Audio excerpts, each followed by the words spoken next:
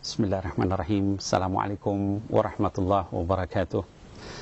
Alhamdulillah wassalatu wassalam ala sayyidina Rasulillah wa ala alihi wa ashabihi wa mawalah, amma ba'd. Para pemirsa televisi yang dimuliakan oleh Allah Subhanahu wa taala, disayangi oleh Allah Subhanahu wa taala, dan insyaallah senantiasa diampuni dosa kita oleh Allah Subhanahu wa taala.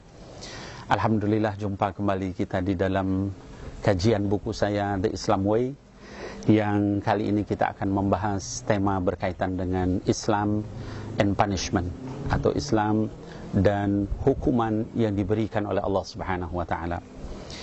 Para pemirsa yang dimuliakan Allah Subhanahu wa taala, di dalam satu hadis Nabi Muhammad sallallahu alaihi wasallam bersabda, kata beliau, "Lau anna qatarat minaz zakum qatarat fi darid dunya la afsadat ala ahli al-ard ma'ayishuhum fakaifa biman takun ta'amuh." Jadi baginda Rasul sallallahu alaihi wasallam menyebutkan, lau anna qatrah minaz zakum, seandainya setetes saja dari zakum itu, qatarat fi darid dunya, menetes di salah satu tempat di dunia ini, la afsadat ala ahli al-ard ma'ayishuhum, maka akan rusak binasa seluruh kehidupan yang ada di dunia ini, setetes zakum itu.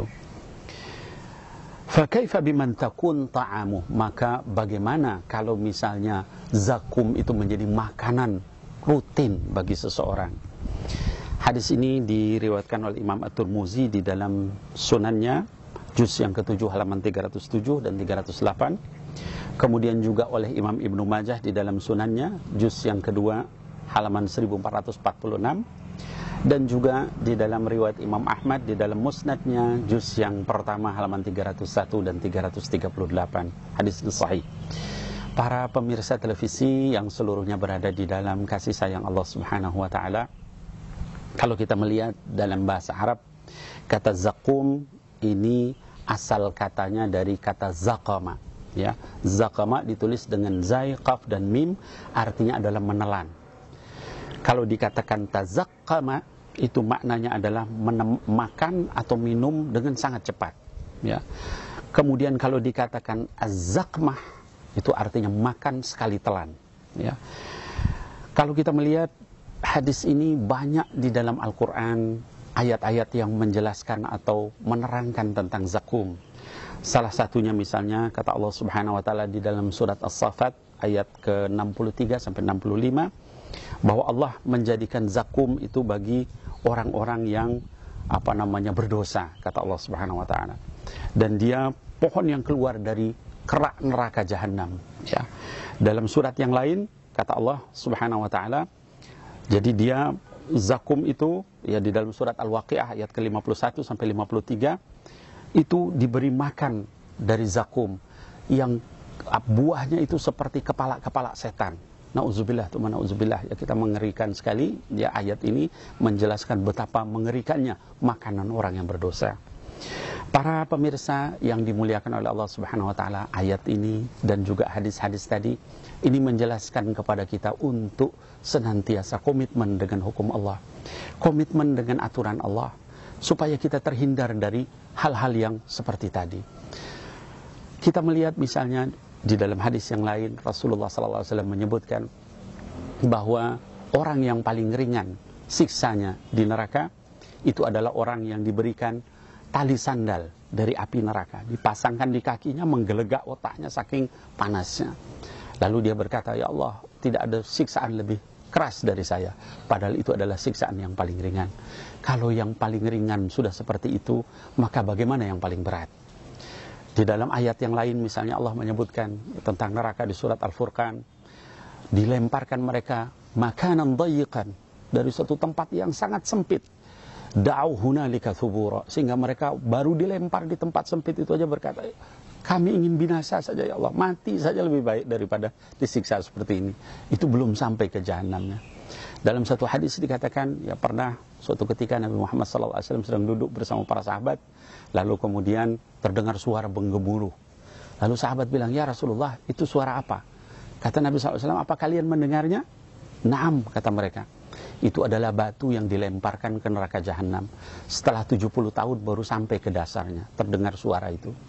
Hadis ini ditakhrij oleh Imam Bukhari di dalam sahihnya, ya, di dalam sifat neraka atau bentuk daripada neraka. Para pemirsa yang dimuliakan Allah Subhanahu wa taala, kita senantiasa berusaha untuk menjauhkan diri dari api neraka, dan juga kita disunnahkan untuk berdoa dengan doa yang sering kita baca, yaitu Rabbana atina fid dunya hasanah wa fil akhirati hasanah wa qina adzabannar, supaya kita dijauhkan dari siksa api neraka. Para pemirsa yang dimuliakan Allah Subhanahu wa taala, bukan hanya itu, punishment atau juga hukuman yang diberikan Allah itu disebutkan juga mala ainun ra'at wala udhunun sami'at wala khatara fi qalbil bashar. Jadi enggak pernah mata melihatnya, tidak pernah telinga mendengarnya, tidak pernah terlintas di dalam benak manusia. Artinya apa? Kalau kita mengangan-angankan, membayangkan satu siksaan yang paling kita takuti, maka di neraka itu lebih hebat lagi dari itu siksanya. Jadi apapun yang kita bayangkan paling tinggi, itu nanti lebih parah dari itu. Na'udzubillah, tuma na'udzubillah. Nah, maka hadis ini dan juga ayat-ayat tadi, para pemirsa yang dimuliakan Allah, menyegarkan kita, para aktivis, para da'i, para pemikul amanah dari Rasulullah SAW untuk senantiasa berbesar hati. Betapapun beratnya cobaan kita, betapapun sempitnya hidup kita, betapapun juga orang memusuhi kita, kalau kita istiqomah di jalan dakwah, kita juga terus-menerus berpegang kepada aturan Allah, maka Allah akan menjaga kita dari siksaan api neraka. Sehingga ayat-ayat tadi dan juga hadis-hadis tadi memudahkan kepada kita, memberikan kepada kita satu hiburan, sehingga kita tidak berputus asa terhadap rahmat Allah, walaupun betapa beratnya pun kita mendapatkan ujian, tetapi kita tetap berprasangka baik, yaitu beratnya ujian saya tidak sebanding dengan apa siksaan yang menimpa orang-orang kafir nanti di dalam neraka. Para pemirsa yang dimuliakan oleh Allah Subhanahu wa taala, sekali lagi mari kita belajar Islam dengan benar, kemudian kita bergaul dengan orang-orang yang saleh, maka hidup kita akan penuh dengan makna. Billahi taufiq wal hidayah. Assalamualaikum warahmatullahi wabarakatuh.